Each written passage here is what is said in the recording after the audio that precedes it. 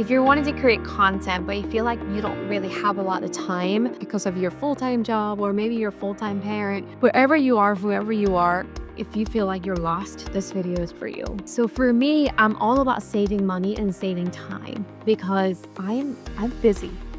I am a mom of 3, and also I work full time. I travel quite a bit for my work and also content creator. So I've been creating content since 2018, and to be honest with you, I was on and off, on and off. My channel was teaching Korean to Spanish speakers, and I did fairly well. I had about 550,000 followers across the whole social media platform. And I love what I did, except for I had a burnout. I didn't have a good system.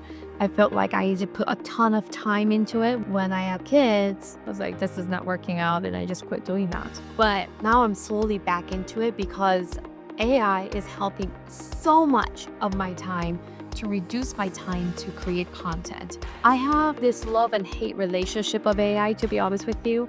But I don't think AI can fully replace us because they're not us human. However, I do think it's important for us to utilize that.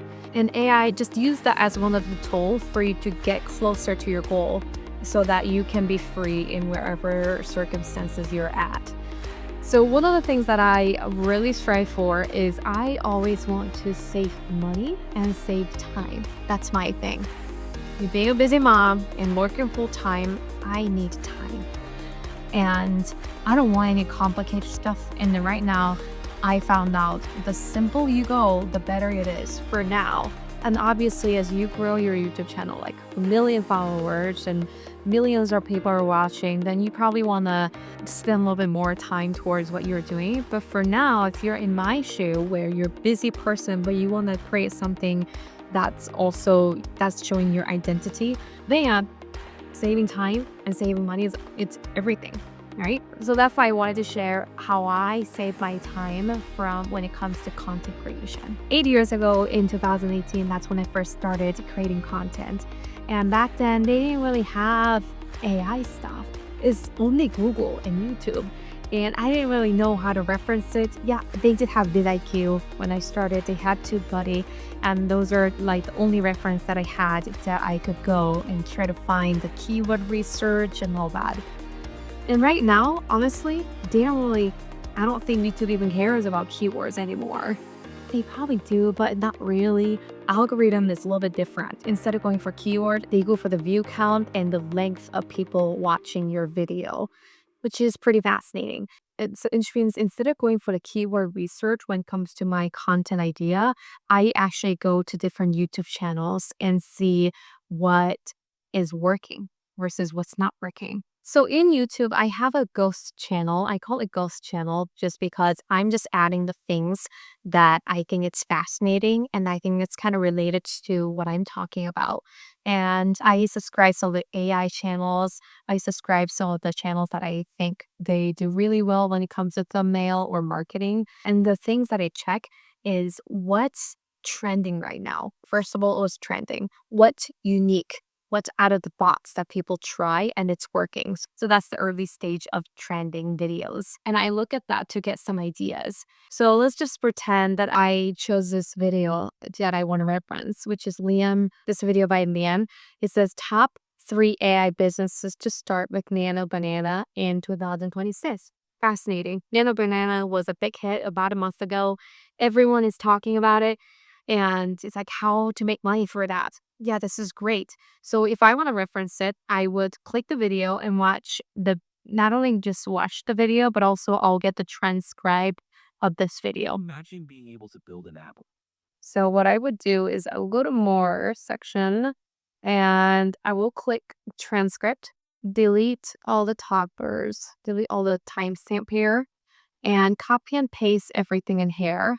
I actually do have a ChatGPT that I created a folder for myself. So what I would do is I would just paste everything that I just transcribed and ask ChatGPT about this. And I would just say, hey, I want you to learn this script. So I'm having ChatGPT learn this script first.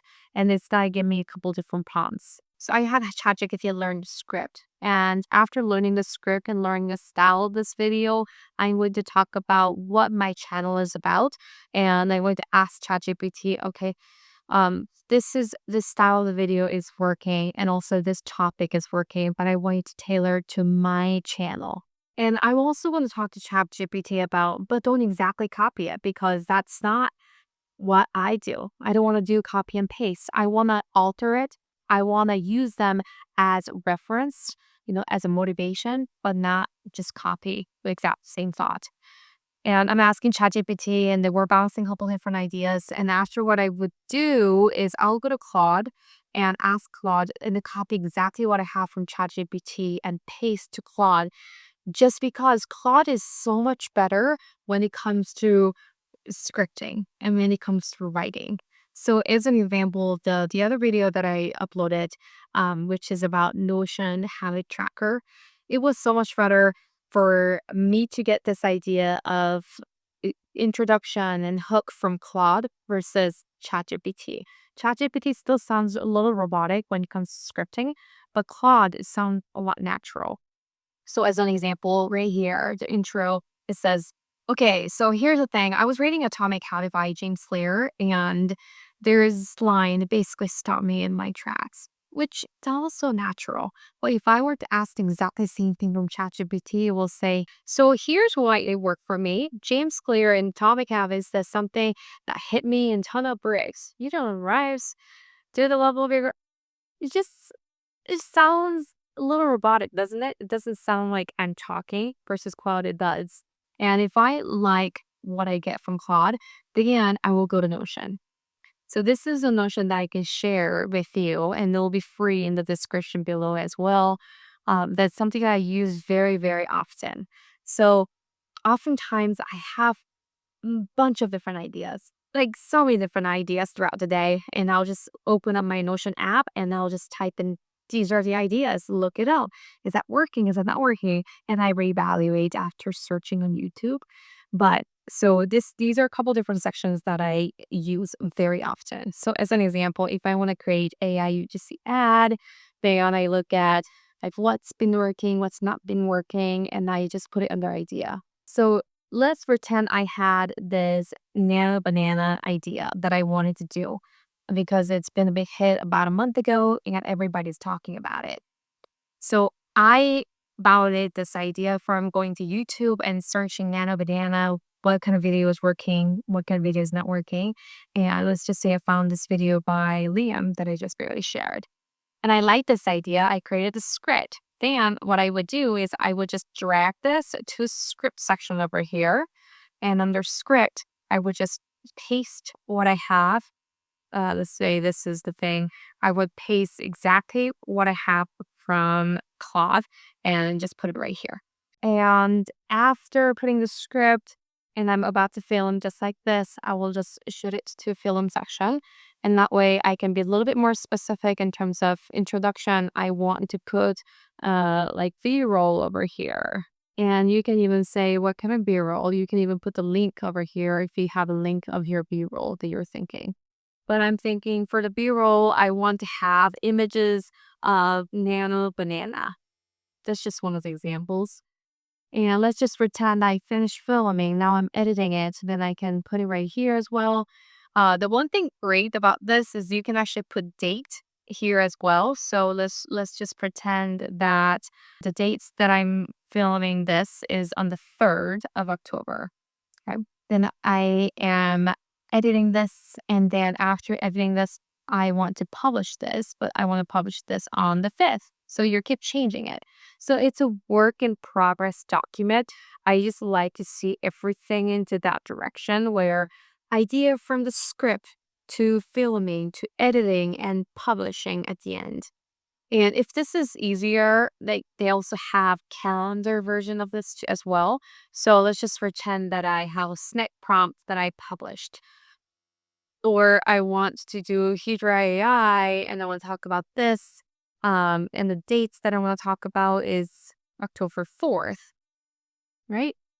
And after I talked about Hydra AI, after scripting, I want to film this. Then I change it to the 5th. And obviously, Hydra AI will go to filming right here. So this is how you can just adjust it. And this has been the fastest way for me to keep track of it instead of going back and forth between Google Doc, because that's what I did back in 2018.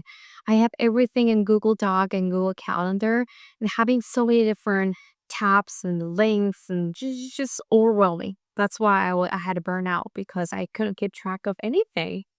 So this has been a very easy way for me to keep track of. I'll share this in the description below. So if you're interested, just download it and try to get a couple ideas. If you're interested in learning more how to create habit and how you can keep track of that in Notion, if you haven't watched it just yet, I want you to watch this video because it's gonna help you a lot to stay on track. See you in the next video.